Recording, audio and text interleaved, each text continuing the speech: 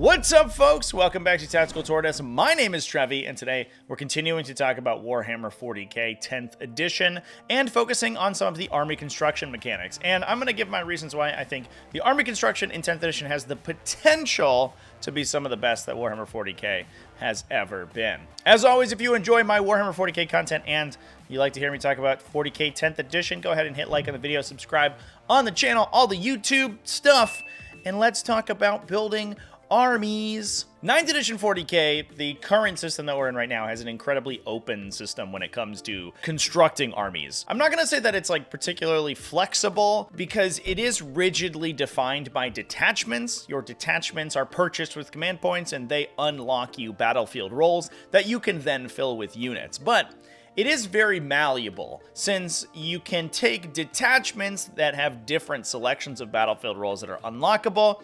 You're able to, by manipulating the system, create an army that resembles whatever it is you want, whether it's to take a bunch of tanks and heavy weapon teams, or it's to take a bunch of chaff infantry. All of those are available in the 9th edition system. So you had a lot of flexibility, but that said, once it came down to optimizing a list, you'd find that each faction, and in this case, I'm talking in terms of a codex as a whole, so like Space Marines, Tyranids, Astra Militarum, would only have one build or so. So while there were a lot of options within each faction, the actual flexibility of the system was kind of an illusion. Free will is an illusion. But 10th edition leans more into that organic restriction in an interesting way that I think will actually end up making the game more diverse. So let's get into what I mean by that. To start things off, let's talk about exactly how army building works in 10th edition. And we know a lot of this because Warhammer Community literally just released an article earlier today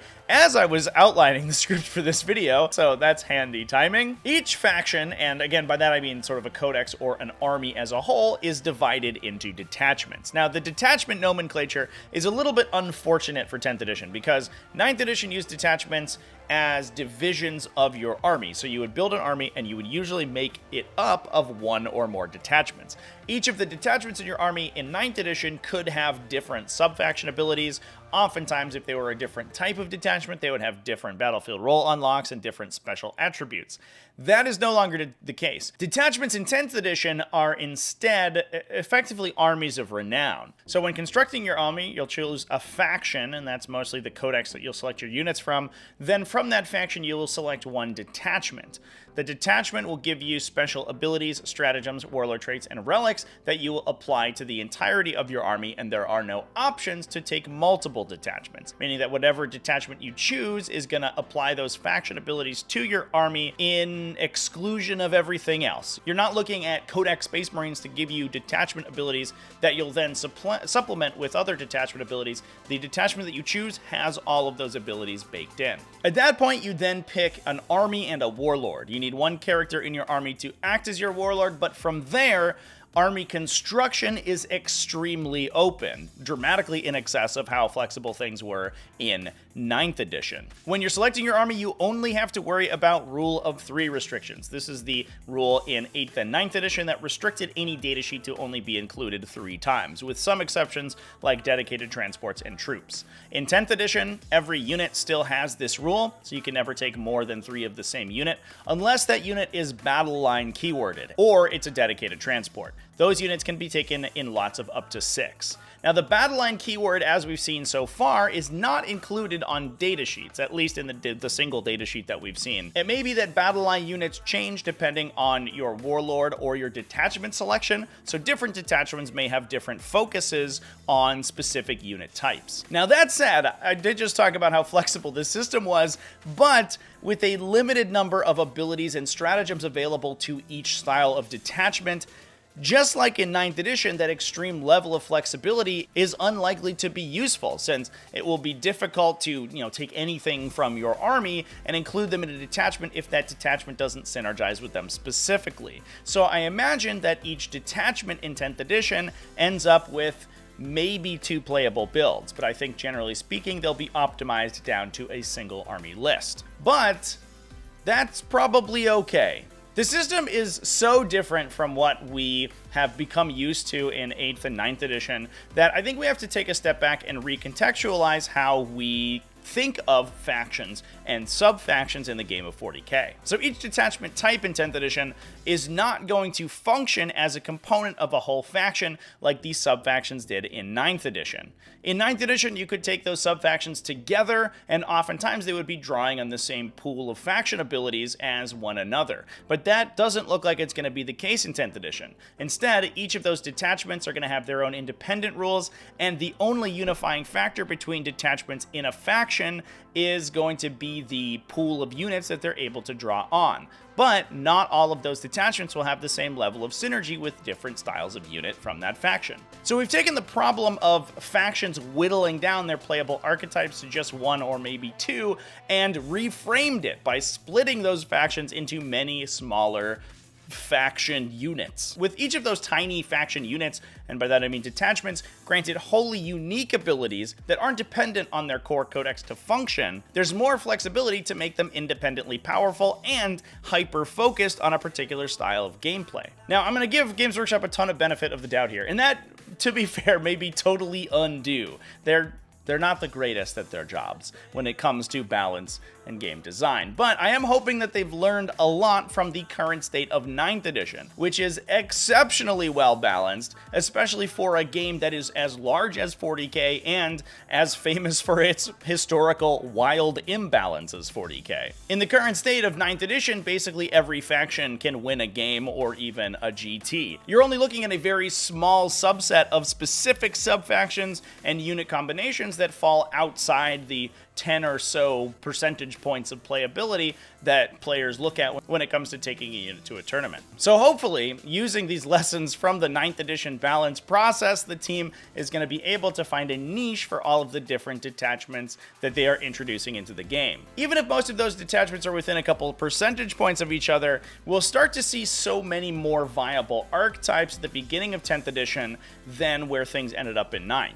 If you consider right now in 9th edition, you probably have one build out of every faction in the game, which gives you 20 or so builds, and maybe a couple of additional sub-factions are split off from there. So let's say you have 20 to 30 viable army styles that you can play. If you take that same number and you say that 2 or 3 individual detachments are all equally playable from each faction, suddenly you're looking at upwards of 100 viable builds. Now, this is assuming that each faction is going to get a wide selection of detachments, at least by the time that their codex is released, and that those detachments are each at least somewhat equally comparable to one another. But again, I'm giving Games Workshop a little benefit of the doubt a little bit right here. So by way of an example, let's take Space Marines. The recent article had some examples of detachments that Space Marines would have access to, including a Gladius Task Force, which they didn't have particular rules for, but I imagine it's a more well-rounded style, maybe focusing on the regular infantry. And in the past, the team has spoken about a First Company veteran-focused detachment. So we've already got armies focused on battle line infantry and Terminators or veteran units. And apart from that, it's not too much of a stretch to imagine that there are detachments focused on dreadnoughts, non-dreadnought vehicles, and potentially specialist infantry like Vanguard and or Phobos units. So if in this hypothetical, these are the detachments that are available on release, we've got 5 separate army builds available right out of the box for Space Marine players, each of which is laser focused on a separate part of the codex and can include stratagems, enhancements, and special abilities that specifically buff those units to be competitive with one another. Now, I think it's a pipe dream to imagine that these are all viable next to one another, but if even half of these detachment styles are worth considering, we'll be in a much more diverse position than we are with Space Marines in 9th edition, where everyone who's playing Codex compliant Marines and their mothers are rocking Iron Hands almost exclusively because that's the only viable build. Shout out though to those 3 people who are trying to make Ultramarines work. I see you guys. So instead of everyone focusing on the single sub-faction that has the most well-rounded qualities, we would start to see these focused list archetypes become more and more competitive with one another and come out of the woodwork with new combinations of specific units. We could also see similar examples from other factions. Let's take Tyranids as a hypothetical. They could be rocking detachments focused on Horde Infantry and Tervagons, Carnifexes and Screamer Killer Broods, a Crusher Stampede of bigger, stompier monsters, like we saw in the Army of Renown in 9th edition, and a Synaptic Node of Warriors and other infantry or Psyker units. Again, if each of these sub-factions are useful in comparison to the others, we'll end up in a system where each detachment functions like a little tiny mini faction, and each faction as a whole ends up with a wider variety of functional builds. Now, with that being said, I can't imagine that each individual build within this framework of detachments will have much variation. The community will most likely settle on a Gladius task force, for example, that ends up looking pretty samey between players, but that Gladius task force will probably look much different from the next detachment over. Maybe the first company veteran detachment, for example. If that veteran detachment is focused on Stern Guard veterans and Terminator units, and the Gladius task force is focused on spamming intercessors, suddenly you're seeing a wider variety of units being played across the breadth of the Space Marine faction. So I'm not saying that this is better for list customization. I highly doubt that it is, but it is different than how we approach the idea of factions and sub-factions currently in the game.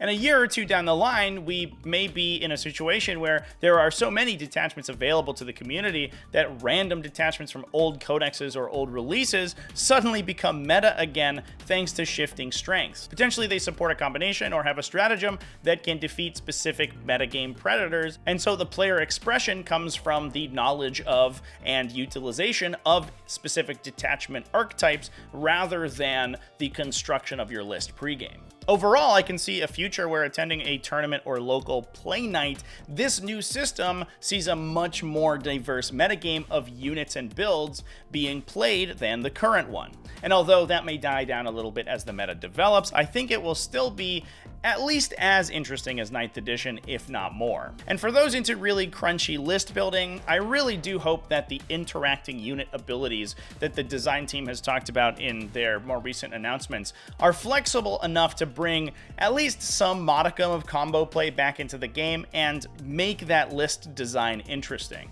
But honestly, we'll just have to see. Until then, I have really high hopes for the new army building system. So the TLDW is basically that I think that we'll see the flexibility of list construction decrease, but we'll see the number of viable archetypes increase with this new detachment system. Assuming, of course, the Games Workshop doesn't mess up the balance too hard and that each faction has a reasonable number of detachments to choose from. Also, they got rid of power level, so that's pretty cool. And that's it. That's all I have to say about this new detachment system for 10th edition. It's one of the things that actually I think is making me very excited about the system. That, in addition to all of the reactive play that the team is trying to implement, I think is going to make things really cool. And so I'm psyched for it. Let me know down in the comments what you think about this system and about the 10th edition spoilers so far as a whole. Remember to keep it classy, folks, and have happy wargaming.